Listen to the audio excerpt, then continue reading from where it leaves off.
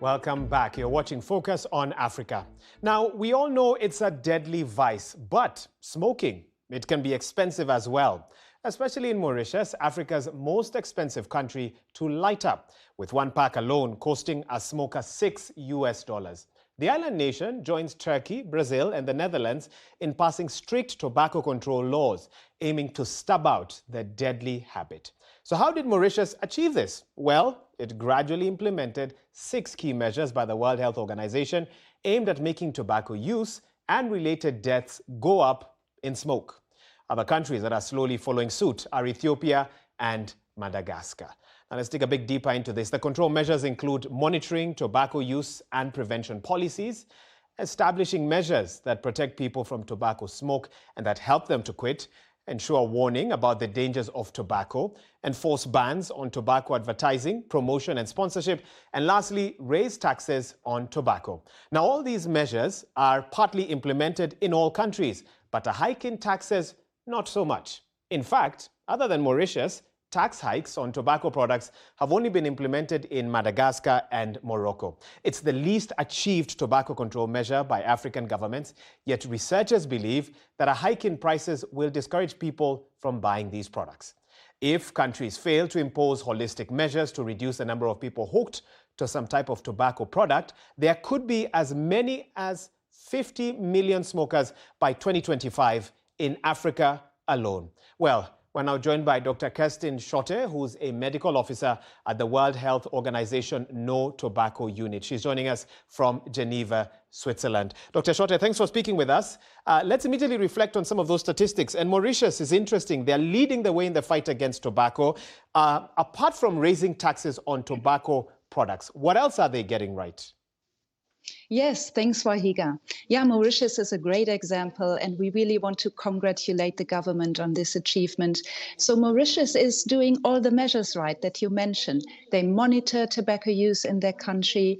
They protect the people from tobacco smoke. They warn about the dangers of tobacco by putting these large, gruesome images on tobacco packages.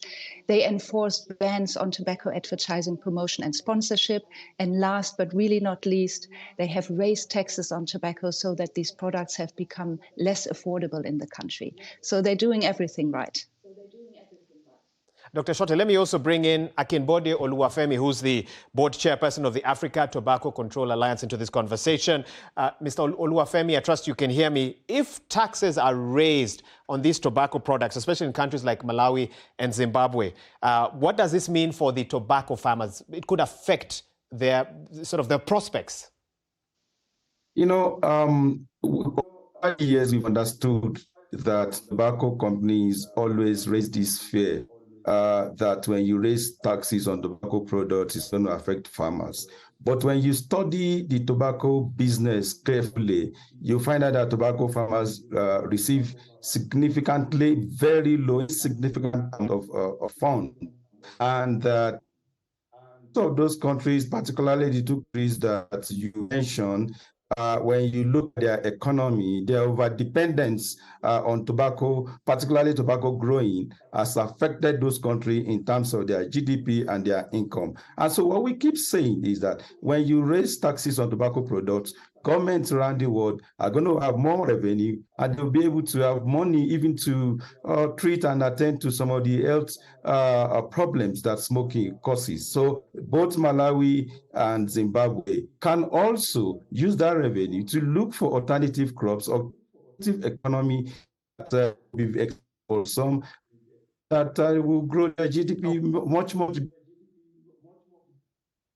Interesting points that you're raising there, Oluwafemi, who's the chairperson of the Africa Tobacco Control Alliance. Dr. Schotte, coming back to you and advancing the argument then by Oluwafemi. So why do you think African governments are then reluctant to impose tax hikes on tobacco products?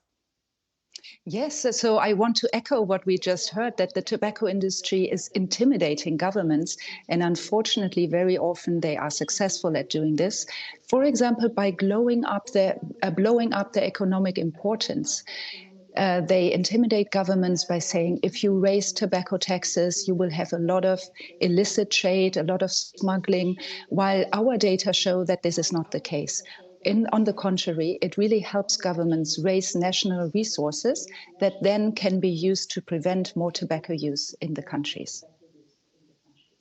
So, Oluwafemi, what does this then mean in terms of if African governments are keen to ensure that they meet that 2040 deadline of a smoke-free generation? What needs to be done? The clock surely is ticking. Okay, so the FCTC Framework Convention on Tobacco Control, which is 20 years now, has been signed and ratified by over 40 African countries, and the power guideline solution, a set of actions that was also introduced 10 years ago, has shown clearly the rate of tobacco use. And of those empowered is taxation. And we're saying very strongly to our governments that they will stand for public health, and that where the issues of even economics and public health, because public health takes a lot of place. South Africa. Okay, Oluwafemi, we seem to have a challenge with. We seem to have a challenge with your connection. I'll come back to you. So, Dr. Shorteh, coming back to you. So, what's your advice then to health and finance ministries off the back of some of the thoughts that Oluwafemi was trying to get out in terms of this target of a smoke-free generation by 2040? Yeah, so I would recommend look at countries that have done this and learn from their lessons. Look at the data. How much more revenues were these countries able to generate for their purpose?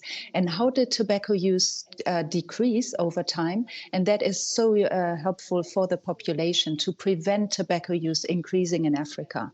So I would really recommend going to these countries and learn from ministries of finance that have successfully done this. And we are supporting this exchange between countries. Dr. Shorteh, if I can get one last word from you on this one. Farmers, is it time they looked at growing something else with the concerns about nicotine poisoning as they farm this product?